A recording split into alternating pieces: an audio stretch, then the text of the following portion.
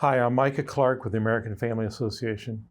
As you know, less than a week ago, former President Trump, there was an assassination attempt made. It's been in all the media, as you're aware of it, probably tired of hearing about it to a certain extent. But I wanted to play a clip today, not to irritate you and not to get partisan here, but I want to talk about how we react to certain things.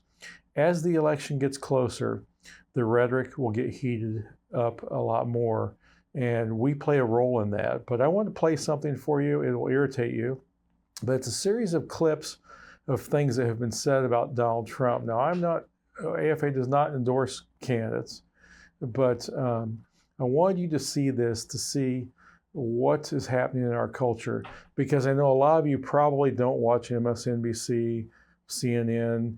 Maybe you do. I see bits and pieces of it, and I've seen some of these clips.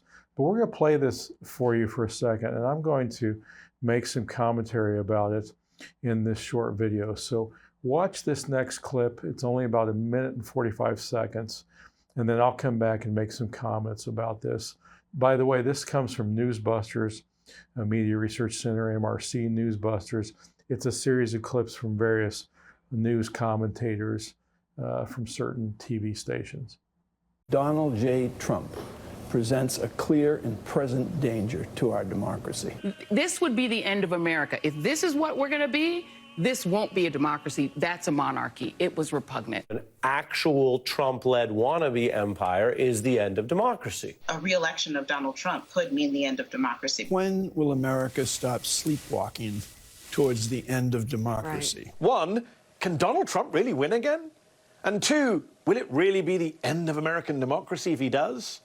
And my answer to both those questions was yes. Increasingly, Donald Trump is turning this nation into Nazi Germany. I hate comparing Trump to Hitler because Hitler could concentrate for more than 30 seconds. I want to start using the word fascist. Yeah, he's a fascist. And tendencies, many tendencies like Adolf Hitler. You don't have a president, as you said, talking about exterminating Latinos. This is not a reach. I could go back and talk about Nazi Germany, and I do it without any concerns whatsoever. And if people can't start drawing the parallels, well, you're just stupid, or you have your head in the sand, or you're one of them. The 1940s Nazi sympathizers, they were also called Make America First. I'm sorry, is that straight out of Nazi Germany? A historian will say what was at stake tonight and this week was the fact whether we will be a democracy in the future, whether our children will be arrested and conceivably killed.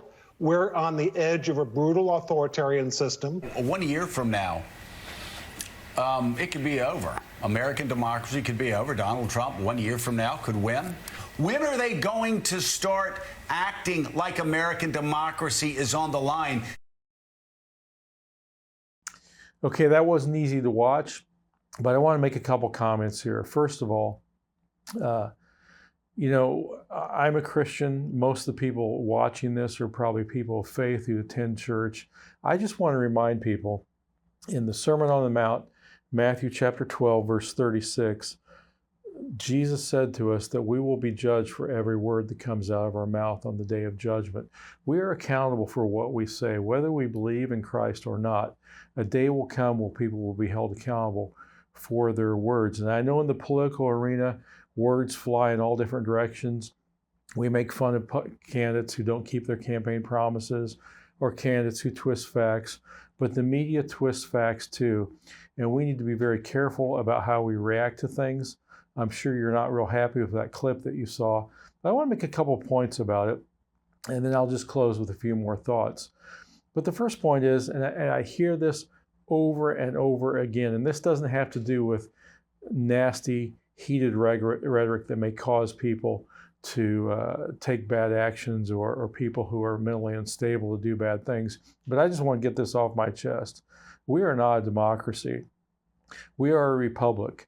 Benjamin Franklin was asked when he came out of the Constitutional Convention, what type of government have you given us?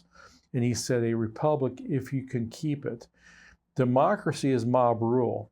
Democracy is what the French Revolution was about that failed. And France has had, I think, 5 or 6 different constitutions since that revolution. We are a republic which sends representatives to represent us in the halls of government. There is a distinction between that. I don't know what the left is so fascinated about constantly calling us a democracy. It's incorrect. We are not a mob rule society. We are a representative republic. Second of all, when somebody says Donald Trump or so-and-so is a Nazi, I often wonder if they even know what that means. The National Socialist Workers' Party, do we really think that President Trump, whose children, I think daughter and son-in-law, and a couple grandkids who are Jewish, is a Nazi? A friend of Israel, someone who was a strong ally of Israel, is a Nazi? You know, Nazi and fascist, what forms of business does Donald Trump or any politician want to take over and control, as in fascism and Nazism? This rhetoric is dangerous. You can have disagreements with President Trump. I have disagreements with him in his style and things he says. I have disagreements with President Biden. He is my president. But people need to be very careful about what they say to incite other people to take political action or to think a certain way. And this is something on my mind constantly as I speak to you, as I write. And I've not been perfect at it. I've made mistakes. I've said things, I wish I could go back and change. But we have to be constantly aware of the things that we say and the things that we hear from people who hate our values, people who hate certain politicians, people who fight against us politically, and measure how we react as people of faith, as Christians or as conservatives. We want to persuade people with logic, with facts, with data, showing them what good public policy is. AFA of Indiana is a public policy organization. We're not a personality organization. We want the best public policy that upholds family and faith and the traditions that make America strong.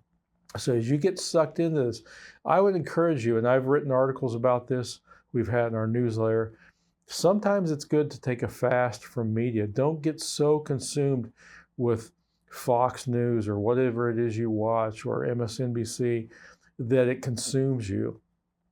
You need to keep perspective. This is just an election. It's an important election, but the end of America, it is not. Regardless of who wins, the Lord is on his throne, and we're accountable to him.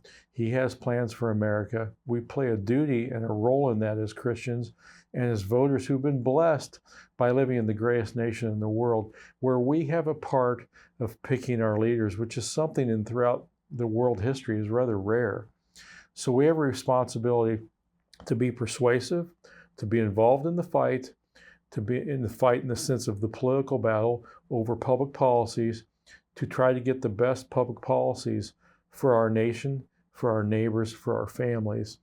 But be very careful about the things that you hear and the things that people consume that are not maybe in your family that you encounter, who've been influenced by these horrible things I just showed you on these videos that simply are not true. Presidents wanting to kill populations and on and on.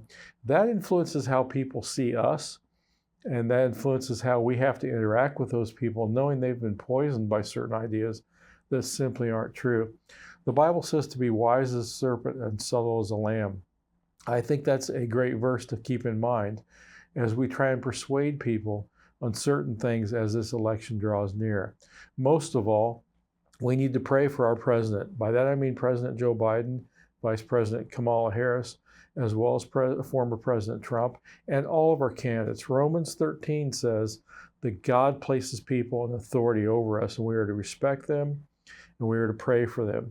We are to pray for this election.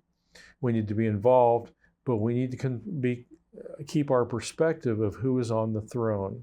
So I encourage you to stay involved and continue to pray for AFA of Indiana as we try and be light in darkness, as we try and be salt and light, promoting what is good for the most number of Hoosiers in Indiana and what is good for America. So I'm not here to preach at you. I know most of you follow this, but it's just a good reminder of the terrible incident that happened on Saturday. I pray this never happens again. I told somebody, I remember when President Reagan was shot very vividly. Some of you may remember when Robert Kennedy was shot, or President Kennedy. There's certain things in history I don't want to relive again. And it concerns me as morality declines and as rhetoric heats up that we may see more of this. So we are called to pray for those in authority. Whether we voted for them or not, we need to pray for their safety. God put them there. God moved in our heart to vote for certain people, to select those people. But we need to treat people with respect. We need to be involved. That's our duty as well. So I would encourage you, stay involved, continue to read my weekly emails, support AFA, watch the news, but keep it in balance, keep it in perspective, and keep in perspective as you try to persuade people to support and vote their values. Some of the things that they're consuming and seeing, like the clip I showed you. So I hope that's helpful. I know you're all thinking about this in this historic, tragic event that happened on Saturday with President Trump being shot. And pray for those who were shot as well, and to the family of the firefighter who passed away, who was a victim of this murder, and for the other two who were injured, who have gone from critical condition to serious condition. Please pray for them and their families in this tragic event that happened as crime increases across our country. And so I would encourage you, continue to pray for this upcoming election, support AFA. I appreciate you watching these videos, and I hope that was helpful to know what is out there. And you know, ideas have consequences, and bad ideas sometimes cause bad things to happen. We need to pray diligently between now and November, and thereafter for whoever is elected as president and on down to the various offices that we vote for. Again, I'm Micah Clark. I hope this was helpful. I hope you have a wonderful weekend. Thank you for joining us today.